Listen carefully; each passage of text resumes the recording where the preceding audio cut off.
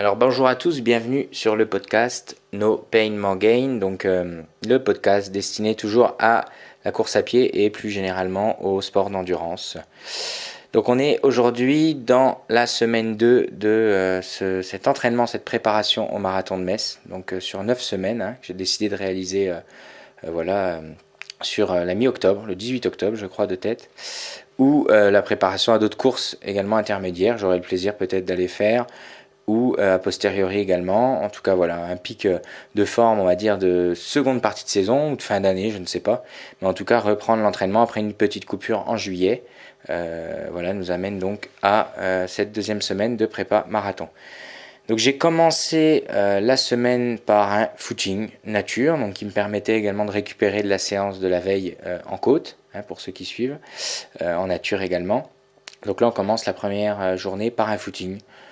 Tranquille, toujours très tranquille le footing, en aisance respiratoire, ça c'est fondamental, c'est le cas de le dire, et peu utilisé, peu pratiqué, en tout cas pour ma part, je prends vraiment le temps de discuter quand je suis accompagné, ou en tout cas de prendre mon temps de bien respirer pour le coup sur ce type de séance, donc je le répéterai sans arrêt. Donc ça m'a fait 13 km et demi pour 1h25, voilà, que vous ayez une idée, avec un petit peu de dénivelé.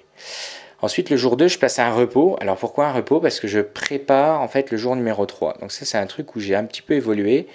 Avant, j'avais tendance à placer un repos après une grosse séance qui avait généré un peu d'acide lactique, par exemple, ou en tout cas une séance difficile, où on peut avoir un peu de courbature ou les jambes lourdes le lendemain. Et bien là maintenant, j'ai viens de discuter avec certains. En tout cas, j'ai été veillé un peu sur ce point et je trouve ça plutôt pertinent de placer un repos avant une grosse séance, puisque des fois après il vaut mieux faire un footing, placer un footing après une grosse séance pour justement éliminer, aider en tout cas accélérer l'élimination justement tout ce qui est, on va dire, acide lactique, on va rester général, mais que vous compreniez un peu l'idée. Donc là, repos le jour numéro 2. Ensuite, le jour numéro 3 vient la première grosse séance, je dirais, clé, puisqu'on est sur un fartlek nature avec au sein donc de ce fartlek l'idée de diviser en 5 blocs de environ 15 minutes. C'est toujours à peu près, c'est ce que j'aime dans le fartlek, c'est qu'on adapte en temps réel. Si on a envie de faire 12 minutes une fois et ensuite 20 minutes parce qu'on veut terminer une belle montée, c'est tout à fait possible. L'idée c'est de garder un temps de maintien à allure soutenue de, en l'occurrence, 1h15. Donc voilà, donc gros fartlek nature avec un petit peu de dénivelé mais quand même quelque chose de roulant que j'ai partagé avec un ami, là, Mathieu Gandolfi. Qui est mon voisin. C'était super parce que c'était très spontané. Il suit également pas mal d'entraînements spécifiques et là ça tombait bien, ça passait pour lui, ça pouvait passer en tout cas. Donc grosse séance à ma façon, on va dire, avec du fartlek, donc 5 x 15 minutes, ce qui nous fait vraiment une belle séance, en plus vraiment 100% plaisir, donc c'est soutenu mais c'est largement gérable, on a la possibilité de parler si on le souhaite, c'est simplement soutenu.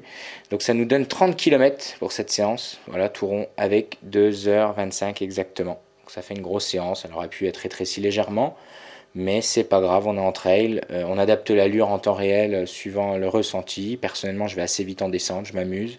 Ça casse également un peu de fibres pour encaisser également un petit peu une fatigue du coup musculaire, pour régénérer ensuite et gagner un petit peu, enfin en tout cas tout ce qui est volume de cuisse, on va dire. On va rester simple pour l'instant. Donc voilà pour cette troisième grosse journée, mais par contre une séance qui est passée crème. Moi, je mets toujours ma petite pastille orange dans l'idée d'une allure soutenue, d'une allure qui se rapproche de l'allure qu'on aura sur un marathon ou équivalent, mais une séance qui est vraiment, j'insiste, passée crème. Voilà. En tout cas pour ma part. J4, donc journée 4, cette fois-ci, on repart sur un footing nature. Voilà, pour bien assimiler la journée de la veille. Footing nature qui s'est bien déroulé également, tranquillement, mais sûrement, avec 13 km, 1h15. J'ai réalisé ça entre midi et 2. Voilà, ça passe bien sur une journée de travail. Ça tombe vraiment bien quand c'est comme ça. Moi, le mercredi, là, je ne travaillais pas la veille, donc j'ai pu passer une grosse séance. Le lendemain, je travaille, donc un footing d'1h15, c'est très bien pour une prépa marathon. Ça permet de bien assimiler. Le jour numéro 5 ensuite, donc vendredi, si je ne m'abuse, deuxième grosse séance clé. Je dirais même séance clé au sein de toute la préparation marathon. On a des séances clés qui sont super importantes et qui vont vous permettre aussi d'avoir un baromètre sur votre état de fatigue, suivant on va dire l'allure que vous êtes capable de tenir, ou plutôt la façon dont vous digérez cette séance. Voilà, j'aime bien parler de séance clé. En l'occurrence, c'est la séance qui peut être difficile pour certains, mais que j'ai plutôt bien avalé, puisque toujours une très bonne préparation. Alors déjà en amont, bien sûr, et surtout une bonne préparation en termes d'échauffement. On y reviendra, mais voilà, sur une séance comme ça, je ne rigole pas. Je suis sur 30 minutes d'échauffement au total. Il y a tout un processus que moi je respecte, en tout cas que je me suis, on va dire, écrit, voilà, que je respecte, qui me permet de bien avaler cette séance qui, pour autant, reste quand même compliqué. Voilà. Donc ici 9 fois 1 km hein, pour ce jour numéro 5, 9 fois 1 km à allure rapide. Donc allure rapide c'est quoi? Vous allez me dire c'est très subjectif mais c'est assez simple, c'est qu'en fait on doit être capable dans tous les cas de tenir les blocs à vitesse globalement égale. Okay, donc 9 blocs de 1 km, on est capable de tenir le 9e bloc la même vitesse que le premier, donc ça c'est juste super important et fondamental. Et à partir de là, ben voilà, rapide c'est tout simplement ce que vous êtes capable de tenir à l'instant T, donc ce 5e jour après avoir passé d'autres séances. En général, on est sur une allure plus lente hein, qu'un 10 km. Vous avez un ordre d'idée entre un 10 km et un semi. Voilà, en gros, ce que j'appelle rapide. C'est soutenable, mais difficile et clairement, ça entame quand même hein, à partir des 6, 7, 8e répétitions. On sent clairement la fatigue et c'est ça qui devient intéressant. Donc ça donne quoi? Ça donne un peu plus de 20 km, donc 20 km, voilà, 20 km 500 en 1h35, donc ça défile très vite hein, sur ce type de séance. Mais une fois de plus, qui peut le plus peut le moins, c'est cette séance qui va faire gonfler bien le cardio, qui va vous permettre de tenir ensuite plutôt en aisance les allures typées un peu marathon. Donc voilà, deuxième grosse séance clé qu'on peut appréhender un petit peu, mais pour moi elle s'est vraiment bien passée. Le lendemain, bah, qu'est-ce qu'on place? Un footing, hein, nature, 14 km, 1h22. De bonnes sensations également, content quand même de placer un footing après une séance comme ça, mais plutôt bien passé, franchement. Et le jour numéro 7, on est dimanche, moi en l'occurrence c'est toujours très famille, c'est pas là que je placerai ma grosse séance. La priorité à la famille, ça donne une petite séance de 10 bornes le soir avec 50 minutes. Voilà, donc j'ai pas mal baroudé, on va dire, cette journée-là, ce qui m'a permis de marcher. Et comme je l'explique souvent, la marche, on a tendance à l'oublier, elle est juste super intéressante puisqu'on est plus qu'en aisance respiratoire. On est dans la facilité, mais on accélère forcément la récupération.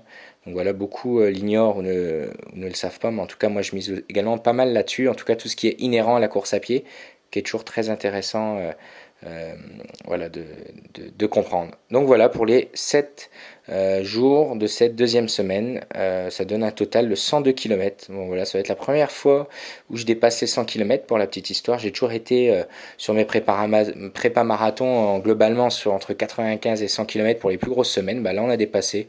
Voilà, c'est anecdotique, mais je le précise. Je précise également que j'ai pas augmenté outre mesure le volume d'entraînement. Voilà, ça c'est important de le préciser voilà, dans ma logique du no pain, no gain, de progresser, on va dire, naturellement, continuellement, sans s'infliger des séances toujours plus importantes, en tout cas plus intenses. La logique est la même, et ça donne 9 heures d'entraînement, pour le coup 100% course à pied, puisqu'on n'a pas eu de vélo cette semaine. Donc je verrai la semaine prochaine peut-être pour remplacer. Voilà, je vous dis à très bientôt, j'espère que ça vous a plu. Si vous avez des questions comme toujours, posez-les, profitez-en, c'est le moment d'interagir pour ceux qui le souhaitent. Et à la semaine prochaine donc. Ciao ciao.